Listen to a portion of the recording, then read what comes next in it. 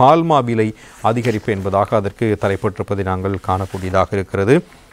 இறக்குமதி செய்யப்பட்ட பால்மாவுக்கான விலையை 100 ரூபாவிலிருந்து 400 ரூபாய் வரையில் அதிகரிக்க தீர்மானித்துள்ளதாக இலங்கை பால்மா இறக்குமதியாளர்கள் சங்கம் அறிவித்திருப்பதாகவே அந்த செய்தியும் சுட்டிக்காட்டுகிறது. பல்வேறு முக்கியமான விடயங்கள் குறித்தும் அதில் கருத்துக்கள் வெளிப்படுத்தப்பட்டிருப்பதை அந்த பத்திரிகையை சுட்டிக்காட்டியிருப்பதை நாங்கள் அவதானிக்கக்கூடியதாக இருக்கிறது. அதற்கமைய இறக்குமதி செய்யப்பட்ட 400 கிராம் பால்மா பக்கெட்டுடைய விலை 100 ரூபாவால் அதிகரிக்கப்பட்டிருப்பதாகவே அந்த செய்தியும் தகவலை வெளியிட்டிருக்கிறது. அதே போன்று இறக்குமதி செய்யப்பட்ட 1 கிலோகிராம் பால்மாவுக்கான விலை 205 ரூபாவால் அதிகரிக்கப்படும் என்பதான விடயமும் அவர்களால் வெளியிடப்பட்டிருக்கிறது. இதற்கு முன்னர் 400 கிராம் பால்மா பக்கெட்டினுடைய விலை 1100 ரூபாவாக இருந்தது. அதன் பிரகாரம் 400 கிராம் பால்மா பக்கெட்டினுடைய புதிய விலை 1200 ரூபாய் என்று அறிவிக்கப்பட்டிருக்கிறது. அதுபோல காலை முரசு பத்திரிகையும் ஒரு செய்தியை சுட்டிக்காட்டியிருக்கிறது. பால் தேநீரின் விலை அதிகரிக்கும் வாய்ப்பு என்பதாக அதற்கு தலைப்பட்டிருப்பதை நாங்கள் காணலாம்.